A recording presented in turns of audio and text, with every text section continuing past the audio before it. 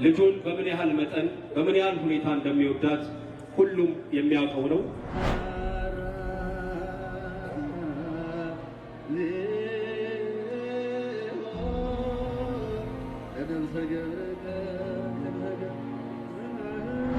ስራ ላይ እያለን ከተባለ የመጀመሪያው ስራ ስልክ አውጥቶ ለልጁ መደወል ነው።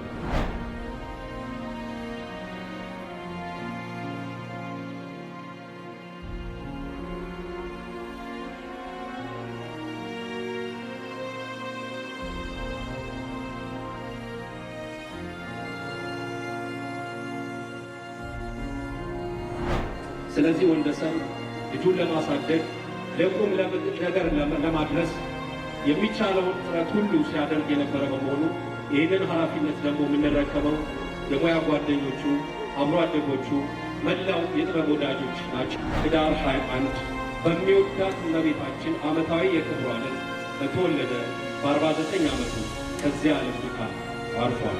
አንስቶ ስሞ አቅፎ የማይጠባት የአንድ ሴት ልጅ አባት ነበር። ልጁን በምን ያህል መጠን በምን ያህል ሁኔታ እንደሚወዳት ሁሉም የሚያውቀው ነው።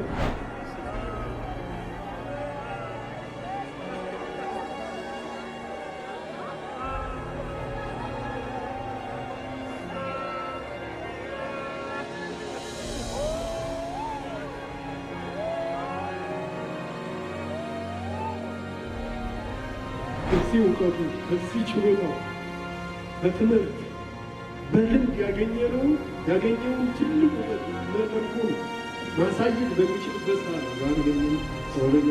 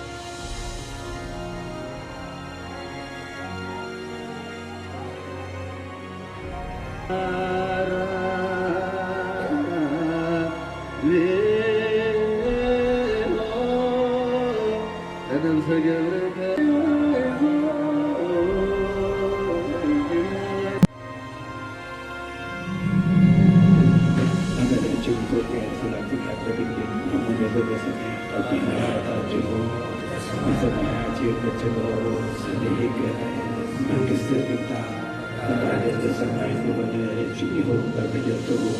የዕለት እንጀራችንን ስጠን ዛሬ፣ በደላችንንም ይቅር በለን እኛም የበደሉንን ይቅር እንደምንል።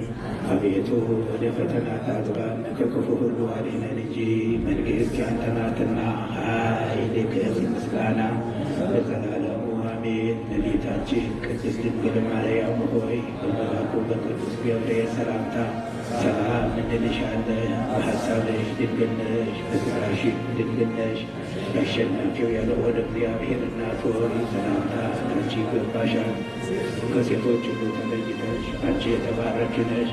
የማኅፀንሽ ፍሬ ኢየሱስ ክርስቶስ ቡሩክ ነው።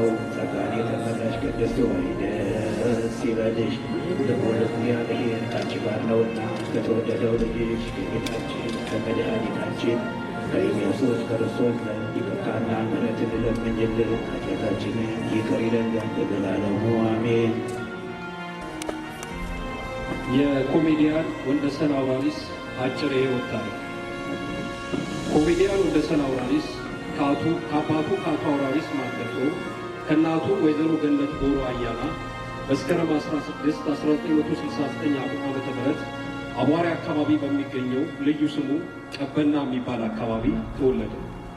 ዕድሜው ለትምህርት ሲደርስ የመጀመሪያ ደረጃ ትምህርቱን በንጋት ኮከብ ትምህርት ቤት ከአንደኛ እስከ 8ኛ ክፍል የተከታተለ ሲሆን ከ9ኛ እስከ 12ኛ ክፍል ያለውን ትምህርቱን በምስራቅ አጠቃላይ ሁለተኛ ደረጃ ትምህርት ቤት ተከታትሎ አጠናቋል። ወደ ተፈሪ መኮንን ወይም ፖሊቴክኒክ ኮሌጅ በመግባት በቲያትርና ፊልም አርትስ ሙያ በዲፕሎማ ተመርቋል። እንዲሁም ከቶም ቪዲዮግራፊና ፎቶግራፊ ትሬኒንግ ሴንተር በ2010 ዓ.ም ሙያዊ ትምህርቱን ተከታትሎ አጠናቋል። በኢትዮጵያ ቴሌቪዥን ደረጀና ሀብቴና ሌሎችም ኮሜዲያኖች የሚያቀርቧቸው በነበሩ ጥበባዊ ስራዎች የተሳበው ወንደሰን አውራሪስ ስሜቱና ፍቅሩ እያደገ እንደመጣ ይናገር ነበር። በኢትዮጵያ ሬዲዮ ቅዳሜ መዝናኛ ፕሮግራም ላይ ጭውቶችን በመጻፍና በመተወን ከሙያና ከሙያ አፍቃሪዎች ጋር በሰፊው የተዋወቀበት የመጀመሪያ መንገድ ነው። ሙያውን እያሳደገና እያጎለበተ በመምጣት በኢትዮጵያ ቴሌቪዥን ለበዓል በሚዘጋጁ ልዩ ፕሮግራሞች ላይ አጫጭር ጭውውቶችን እንዲሁም በአፍሪካና ዘውገ ስንቅ በሚባለው ፕሮግራም ላይ ለተከታታይ ዓመታት ሥራዎቹን አቅርቧል።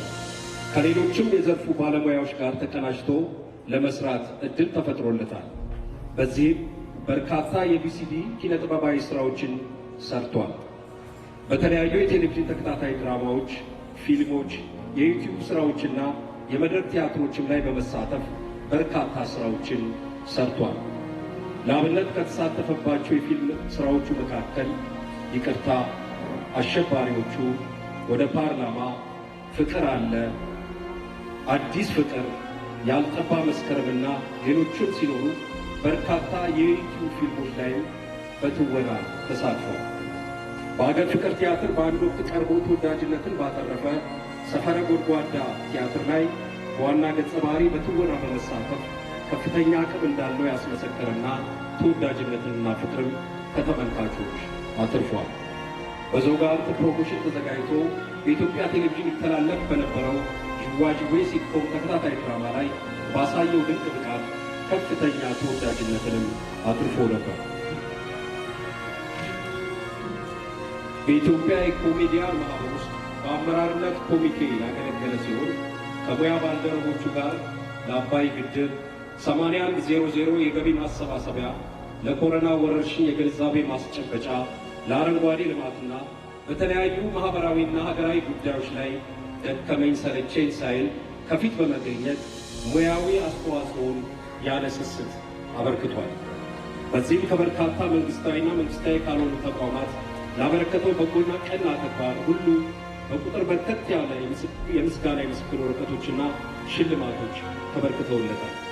በሙያው በ2017 ዓ.ም የኢፌዴሪ ባህልና ስፖርት ሚኒስቴር በአራተኛው ክብር ለጥበብ ሽልማት ላይ በሙያው ላበረከተው ከፍተኛ አስተዋጽኦ የክብር ካባና የዋንጫ ተሸላሚ ሆኗል።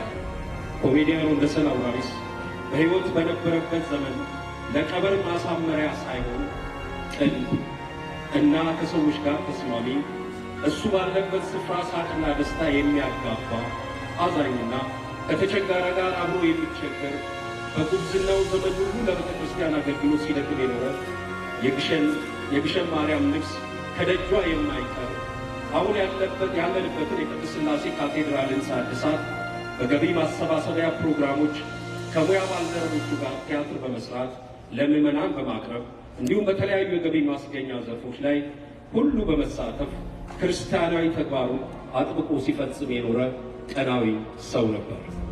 ህዳር 20 2018 ዓ.ም በድንገት ባጋጠመው የልብ ህመም በአካባቢው ወደሚገኘው የኢትዮጵያ ኦርቶዶክስ ተዋሕዶ ቤተክርስቲያን ምግባረ ሰናይ ጠቅላላ ሆስፒታል ገብቶ ምርመራ ከተደረገለት በኋላ ወደ ዳግማዊ ምኒልክ ሆስፒታል ለከፍተኛ ሕክምና ቢዛወርም የሕክምና ባለሙያዎች ከፍተኛ የሆነ የሕክምና ጥረት ቢያደርጉለትም ጤናው ሊመለስ ባለመቻሉ በማግስቱ ህዳር 21 በሚወዳት እመቤታችን ዓመታዊ የክብረ ዕለት በተወለደ በ49 ዓመቱ ከዚያ ዓለም ድካም አርፏል። ኮሜዲያኑ ወንደሰን አውራሪስ ባለትዳርና አንስቶ ስሞ አቅፎ የማይጠግባት የአንዲት ሴት ልጅ አባት ነበር። ለቤተሰቦቹ፣ ለጓደኞቹ፣ ለሙያ ባልደረቦቹ፣ ለአድናቂዎቹ ፈጣሪ አምላክ መጽናናትን ያድልን። እንግዲህ ወደዚህ ስንንቀሳቀስ በተለያየ ምክንያት ያው እንደምታውቁት የሙያ ባልደረቦቹ፣ የአካባቢ ተወላጆች፣ አብሮ አደጎቹ ልጁን በምን ያህል መጠን በምን ያህል ሁኔታ እንደሚወዳት ሁሉም የሚያውቀው ነው። ስራ ላይ እያለን ከተባለ የመጀመሪያ ስራ ስልክ አውጥቶ ለልጁ መደወል ነው። ስለዚህ ወንደሰን ልጁን ለማሳደግ ለቁም ነገር ለማድረስ የሚቻለውን ጥረት ሁሉ ሲያደርግ የነበረ በመሆኑ ይህንን ኃላፊነት ደግሞ የምንረከበው የሙያ ጓደኞቹ፣ አብሮ አደጎቹ፣ መላው የጥበብ ወዳጆች ናቸውና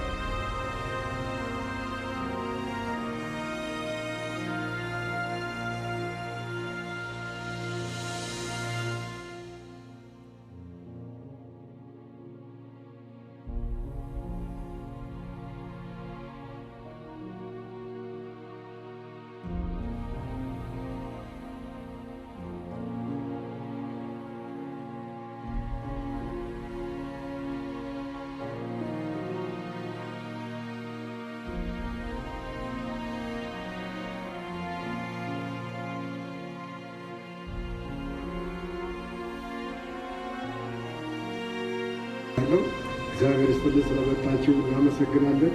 አባቱ አንድ ቃል ቢናገሩና እንግዶችን ያመሰግኑ።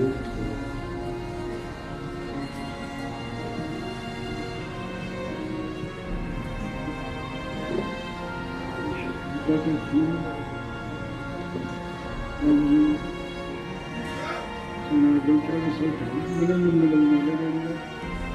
የዚህ ህይወቱ ካለፈችበት ቀን ሁላችሁም ያደረገ እግዚአብሔር ይመስገን።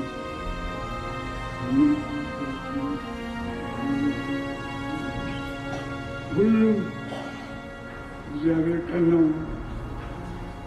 በሰላም እንደሚመለሱ እንዲከተል አሁን ዛሬ ያገኙት ምንም አላውቅም ነበር። ይህን ያህል ሰርቷል ብዬ አላሰብኩም።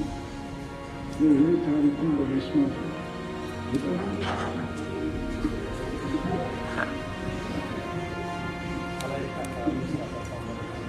ወላይታ አካባቢው እንዲሁም የሀገሩ ልዩ ልዩ ስራ የሰራ ነው ወንድሞቹ የሚነግሩ